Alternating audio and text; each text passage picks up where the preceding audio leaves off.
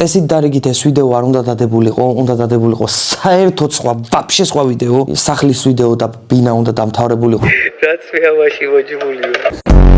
იმდენ ამას რო იტყვი. მე არ ვიცი რა, ცოცხალი არსება, რომელსაც აი რაღაცა ამხელავარ ხო დედამოწ. 20 ჯერ დიდი ხო ვარ შენს.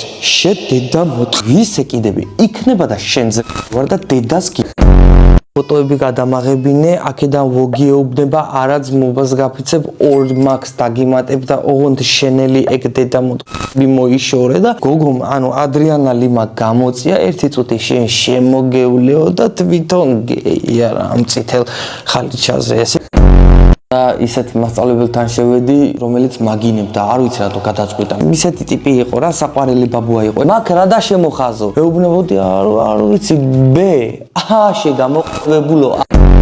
რაღაცა ისე ვიყავი, რომ ანუ ბაბუ რა დაგე, ჩეიჯვი რას მეუნებოდა.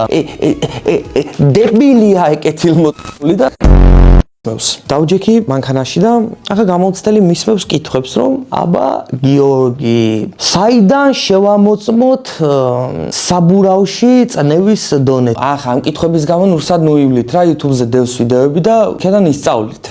როგორც მე. რა? აბა გიორგი, საბურავის დონე ჰაიდან და შეამოწმო. მეუბნები რომ არს რო გახსნი, რაღაც აწერია, ხა მაშინ რაც დავიზეპირ. მეუბნება, მეთქი სწორია, მეც თავს ვქნევო. ამ სახელში მეუბნება, არა სწორია, გამოყალ. საგაოში ჩამოთო, ადაგზები ყოდაკეთი, სახში ვერვინომა.